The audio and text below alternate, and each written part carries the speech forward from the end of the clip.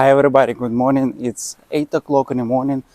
I'm going to the gym, and on my way I want to tell you about why the issue of Ukraine is so fundamental for Russia and why Russia takes such risks just to maintain influence in Ukraine. So the first reason is kind of historical connection and fraternal people.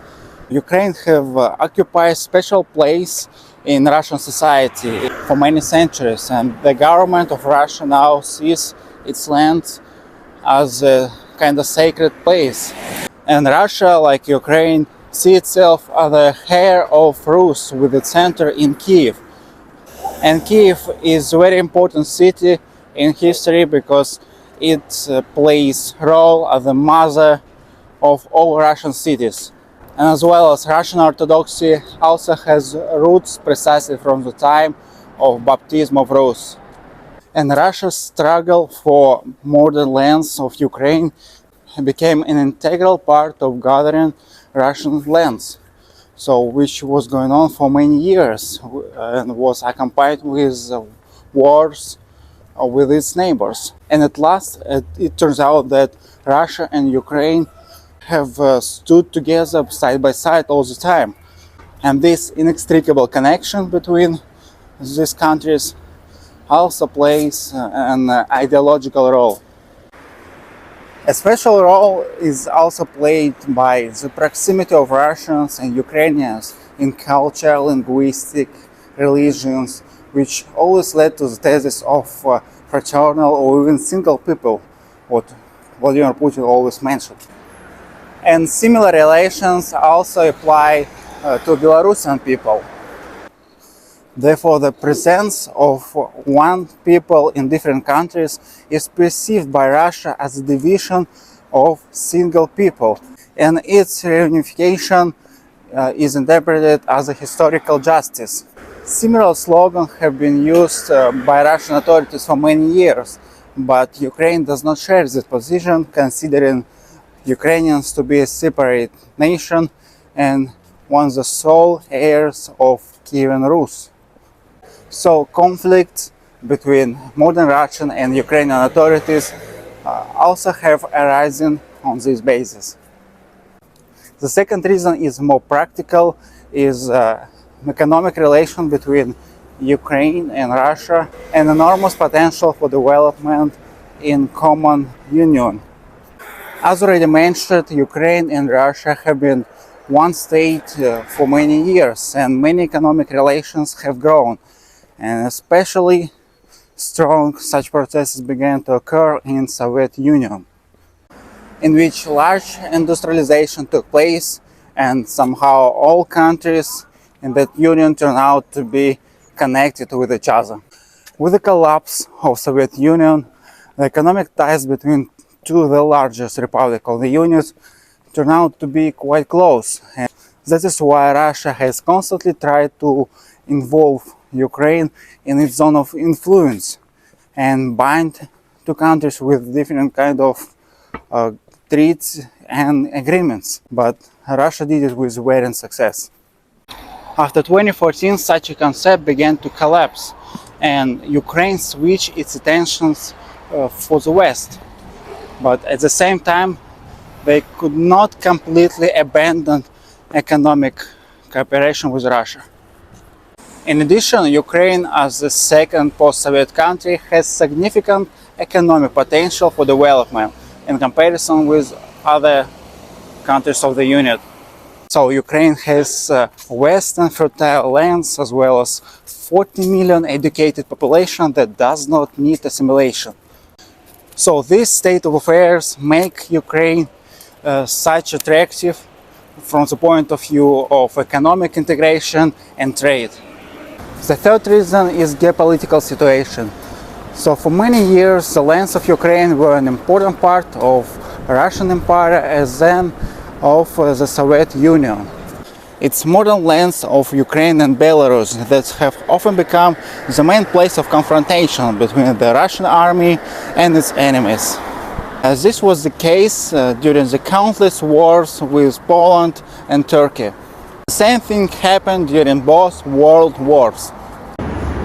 The lands of Ukraine and Belarus became a place for battles and a deterrent field in the western part of Russia, and which even saved Moscow from earth collapse.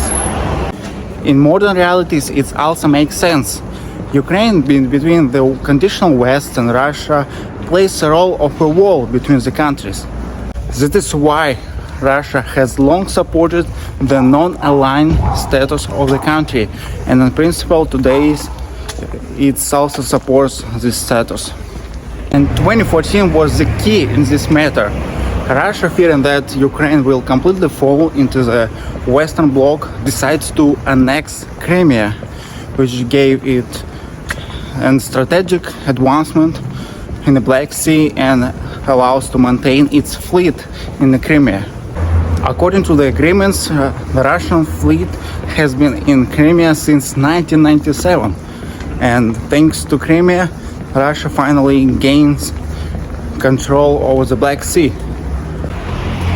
At the same time, this created a new problem of Ukraine movements toward NATO, and that is why a new escalation began in 2021 with Russian demands for Ukraine that Ukraine will never join NATO.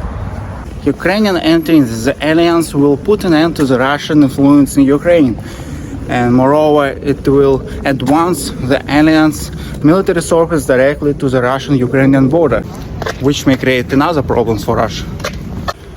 And this is why Russia has made so loud statement of its encirclement by NATO's country. If Ukraine joins NATO, it will mean the final defeat of Russia in the entire post-Soviet space. And the Russian-Ukrainian border with a length of 2,000 kilometers will become the direct border between Russia and NATO. So the reason number 4, the conviction of Russian government that all post-Soviet countries should be in its zone of influence. The collapse of post-Soviet Union was a serious blow to Russia's geopolitical influence, and Warsaw Bloc was disappeared, and the Union was turned into 15 different republics independent of each other. And the most important doctrine of Russia was the preservation of its influence in the entire post-Soviet space. And demands on the West are also directly related to this.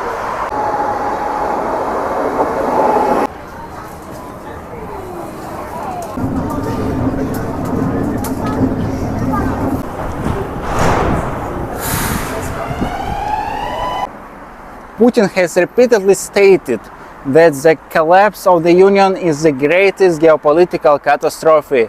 Therefore, in this view, the preservation of influence is the historical mission in order to at least recreate partially the former greatness.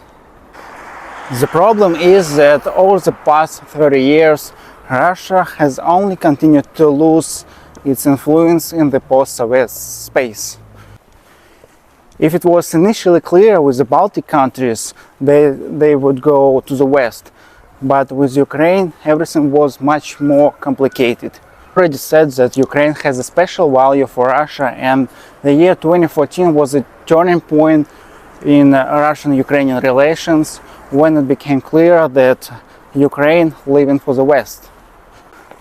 That is why Russia issued ultimatums to the West in order to keep Ukraine neutral and ideally put this formal neutrality under Russian control. Another important fear of Russia regarding Ukraine and other post-Soviet countries is their successful integration into Western institutions and their development in a similar way. Such incident could become an important precedent in post-Soviet countries, which is why Putin believed that he could lose his remaining influence in the region. That is why Russia tried in every way to hinder these processes, unleashing hybrid wars, using economic blackmails, sponsoring anti-Western politicians, and so on. In this regard, Ukraine is again of key importance as the largest country of the former Soviet Union, with the largest Russian-speaking population. Summing up, it was saying that Ukraine has played a special role for Russia for many centuries, both from an ideological point of view and from practical one. Russia also tried to prevent the expansion of the aliens to the east in order to keep NATO away from its order. Russia also tried to remain its influence in the post-Soviet space, and the loss of Ukraine would mean the complete failure of this concept.